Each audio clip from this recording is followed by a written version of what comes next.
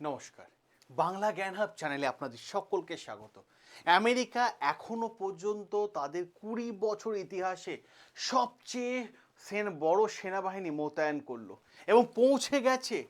এর আগেও কিন্তু কখনো এত বড় সেনাবাহিনী আমেরিকা কোনো যুদ্ধের ক্ষেত্রে নিয়োগ করেনি। দেখুন আর্টিকেল কি বলছে, আর্টিকেল পরিষ্কার হয়ে বলছে thousand of friends at largest US build up in middle east. 20 বছর ইতিহাসের সবচেয়ে বড় সেনাবাহিনীকে আমেরিকা পাঠিয়ে দিল। আর যখনই এত বড় সেনাবাহিনীকে পাঠিয়ে দিল তখনই ইরান কি চুপ রয়েছে? ইরান পরিষ্কারভাবে একটা মেসেজ দিয়ে দিল। কি মেসেজ দিয়ে দিল? Welcome to hell. দেখুন ওয়েলকাম টু হেল আর্টিকেল চলে এসেছে। ওয়েলকাম টু হেল, যে ভাই তাদের মাটিতে পা রেখেছো। কারণ এই দেখুন এতদিন যুদ্ধটা কিভাবে চলছিল, আকাশ পথে চলছিল, মিসাইল নিয়ে চলছিল, ফাইটার জেট নিয়ে চলছিল, কিন্তু এত সৈন্য তো একসাথে নামেনি। তাহলে কি পরিষ্কার বোঝা যাচ্ছে এই যুদ্ধটার আকাশপথে না গিয়ে জলপথে এবং স্থলপথে যুদ্ধে সামনাসামনি যুদ্ধ হতে চলেছে। কারণ আমেরিকা এত সেনা ইরানের বিরুদ্ধে নামাচ্ছে কেন, এই প্রশ্নটা কিন্তু সবচেয়ে গুরুত্বপূর্ণ প্রশ্ন হয়। আর স্থলপথে অভিযানে যদি হয়, যুদ্ধটা যদি হয়, স্থলপথে যুদ্ধ হয়, তাহলে কোথায় কোথায় যুদ্ধটা হতে পারে? ইরান দাবি করেছে যে 3টে জায়গায় যুদ্ধ হতে পারে, বা বড় বড় জিও পলিটিক্সের এক্সপার্টরা তারা দাবি করছেন যে 3টে জায়গায় যুদ্ধটা কিন্তু হতে পারে। কোথায়? এক হয় স্টেট অফ হরমুজের জলপথের ওপরে যুদ্ধ হতে পারে, যেটা ইরানের নিয়ন্ত্রণ আছে, আমেরিকা চাইছে সেটাকে নিয়ন্ত্রণ করতে। কারণ ওই রাস্তা দিয়ে আসল পয়সা আছে, কারণ ওই রাস্তা দিয়ে বিশ্বের 20% তেল যাতায়াত করে। ওই জায়গায় যে কন্ট্রোল চলে যায় আমেরিকার কাছে, তাহলে প্রচুর টাকা এখানে হতে পারে। না হলে যে জায়গার নামটা সব থেকে বেশি উঠে আসছে, খড়গ আইল্যান্ড। হ্যাঁ, আমি খড়গ আইল্যান্ড সম্পর্কে আপনাদের ডিটেলসে বলবো। খড়গ আইল্যান্ডও হতে পারে, না হলে ইরানে কোনো একটা বৃহত্তর অংশ দখল করার জন্য সেইখানেই যুদ্ধটা হতে পারে। এই মতো অবস্থায় যে গুরুত্বপূর্ণ জায়গাটা চলে এসেছে, সেই গুরুত্বপূর্ণ জায়গাটা নিয়ে আমরা আজকে আলোচনা করব এবং খড়গ আইল্যান্ড নিয়েও আপনাদের সামনে আমি ডেটা নিয়ে আলোচনা করব। তার আগে আমি সকলকে বলবো, যারা দেখছেন এই চ্যানেলটা, আপনারা যারা ভালোবাসেন এই চ্যানেলটাকে, জানেন যে আর্টিকেল ছাড়া আমরা কথা বলি না। আর্টিকেল আছে, আমরা আপনাদের সাথে আলোচনা করবো, আর্টিকেল থাকবে না, কথা বলবো না। সো একটাই কথা রিকোয়েস্ট আপনাদের উদ্দেশ্যে, যারা দেখছেন চ্যানেলটাকে, যদি ভালো লেগে থাকে ভিডিওটাকে অতি অবশ্যই লাইক করে নেবেন, আর চ্যানেলটাকে অতি অবশ্যই সাবস্ক্রাইব করে নেবেন। যদি মনে হয় যে হ্যাঁ আর্টিকেল নিয়ে আপনাদের সামনে আলোচনা করার দরকার আছে, তাহলে অতি অবশ্যই চ্যানেলটাকে সাবস্ক্রাইব করে নেবেন। আসুন আমরা এই আর্টিকেলটা নিয়ে আলোচনা করে নিই।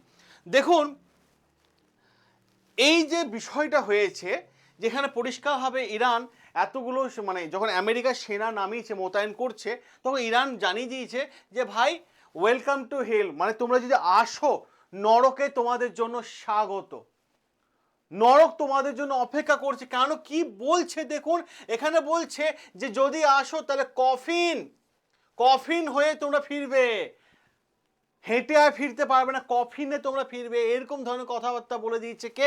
ইরান। তাহলে ইরান কোন ভাবে, একদিকে যুদ্ধটা কিন্তু এবার কথা বলা, যে যত রকম ভাবে স্ট্রং ভাবে কথা বলছে, ঠিক তত রকম ভাবে কিন্তু যুদ্ধের মুহূর্ত ইনস্ট্যান্ট ভাবে ঘুরে যাচ্ছে, ইনস্ট্যান্ট ঘুরে যাচ্ছে।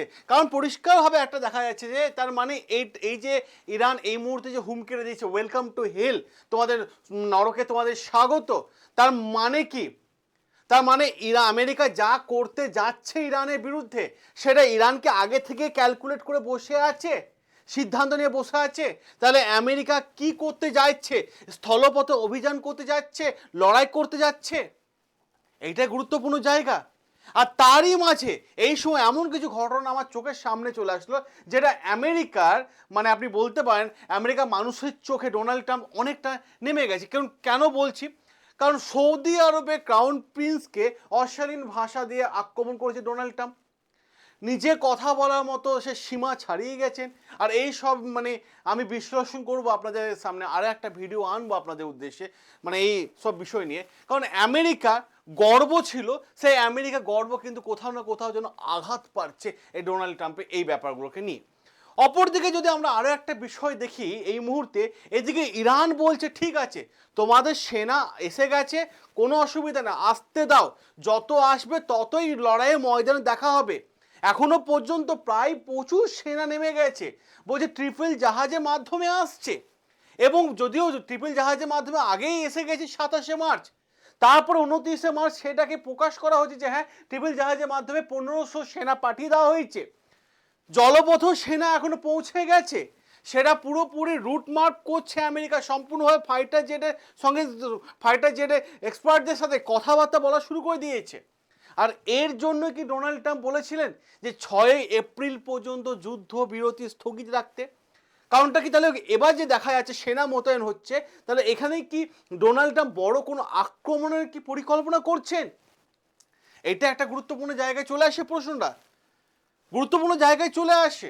কারণ ইউএসএ মানে যদি দেখা যায় সেন্টকমে যদি আপডেট দেখেন, সেখানে বলা হচ্ছে ইউএসএস ট্রিপল পৌঁছে গেছে প্রায় 3000 সেনা নিয়ে, 3000 সেনা নিয়ে পৌঁছে গেছে। আর এরই সাথে সাথে বেশ কিছু জাহাজ করে তাদের অস্ত্র পৌঁছে গেছে। তার মানেটা কি? তার মানে বড় কিছু কি হতে যাচ্ছে? এটাই মানে ক্লিয়ার। তাহলে আবার কি স্থলপথে আমেরিকা ইরানের সাথে যুদ্ধে জড়াতে চলেছে? আর এইখান থেকেই পত্রিকাগুলো মানে বিভিন্ন নিউজ পেপারগুলো পত্রিকাগুলো লেখা শুরু করেছে, তাহলে এই যুদ্ধটা, স্থলপথের যুদ্ধটা কি খড়গ আইল্যান্ডে হবে? এবার কেনই খড়গ আইল্যান্ডের নাম উঠে আসছে বলুন তো? খড়গ আইল্যান্ডের নাম উঠে আসছে তার পেছনে কারণ হচ্ছে ইতিহাস জানতে হবে। আপনাদের চলুন এর ইতিহাস নিয়ে যায়। দেখুন, যদি ইরান মুকুট হয় না, তাহলে খড়গ আইল্যান্ড হলো কোহিনূর। কেন বললাম এত দামি কথা? কারণটা হচ্ছে এই খড়গ আইল্যান্ডের মধ্যে আছে, ইরানের শহর থেকে একটু দূরে এটা আইল্যান্ড, ঠিক আছে, এখানে আছে প্রায় 3 কোটি ব্যারেল তেল স্টোর করে রাখা আছে। সংখ্যাটা কম নয়, 3 কোটি ব্যারেল তেল। বলা হচ্ছে ইরান 90% তেল এখান থেকে বিশ্বের বিভিন্ন দেশকে পৌঁছে দেয় এবং বিক্রি করে প্রফিট কামায়। এবার ভাবুন, যে ভেনেজুয়েলাতে সবথেকে বেশি তেল আছে, সেই ভেনেজুয়েলার প্রেসিডেন্ট এবং প্রেসিডেন্টের ওয়াইফ নিকোলাস মাদুরো এবং তার ওয়াইফকে রাতারাতি আমেরিকা তুলে নিয়ে আসলো এবং আমেরিকার নিজের কোম্পানিগুলো ভেনেজুয়েলাতে পাঠিয়ে দিল। এবার প্রশ্ন হচ্ছে, বড় বড় পত্রিকায় লেখা হচ্ছে, জিওপলিটিক্স এক্সপার্টরা মানে অ্যানালাইসিস করছে যে এই যে সেনা মোতায়েন করা হচ্ছে, তাহলে খড়গ আইল্যান্ডকে দখল করার জন্য কি না এই যুদ্ধটা কি খড়গ আইল্যান্ডের মধ্যে হবে, যেখানে 90% তেল ইরান বিশ্বের বিভিন্ন দেশকে বিক্রি করে থাকে, রপ্তানি করে থাকে। আর এই খড়গ আইল্যান্ডে যদি হামলা হয় বা আগুন লাগে, তাহলে নিউক্লিয়ার বোমার থেকেও বেশি, হ্যাঁ নিউক্লিয়ার বোমার থেকেও বেশি ধ্বংস হতে পারে। ভাবুন এবার, কারণ এটা হলো ইরানের লাইফ লাইন। আর যদি এটা দখল করে নেয়, তাহলে ইরানের একদম মেরুদণ্ড ভেঙে যাবে, ইরান রপ্তানি, তেল রপ্তানি একদম বন্ধ হয়ে যাবে, অর্থনীতি একদম শেষ হয়ে যাবে। আর অর্থনীতি শেষ হয়ে গেলেই বা সব শেষ। তাহলে এই জায়গায় কি দখল করতে চাইছে? কারণ বিশ্বের তেলের এই মুহূর্তে 11.8% ইরানের কাছে আছে, 11.8%। আর তার 90% তেল এই খড়গ আইল্যান্ড দ্বীপ থেকে ইরান বিশ্বের বিভিন্ন দেশকে সাপ্লাই দেয়। আর এখানে আক্রমণ করা মানে বিশ্বের তেলে হাহাকার পড়ে যাবে। ভাবুন, গোটা বিশ্ব তেলে হাহাকার পড়ে যাবে। আর এই পরিস্থিতিতে জাহাজে ইন্স্যুরেন্স, ইরান ভালো এখানে প্রফিট করছে, কারণ যে সমস্ত জাহাজ এখান থেকে মাল মানে তেল নিচ্ছে, তাদের ইন্স্যুরেন্স করে তেল নিয়ে যেতে হয়। এক জায়গা থেকে আরেক জায়গায় তেল নিয়ে গেলে ইন্স্যুরেন্স করে নিয়ে যেতে হয়। তো ইরান নিজের কাছ থেকে তেল নিচ্ছে, এবার ইরান ইন্স্যুরেন্স করিয়ে দিচ্ছে, 400% ইন্স্যুরেন্সের পরিমাণ বাড়িয়ে দিয়েছে ইরান।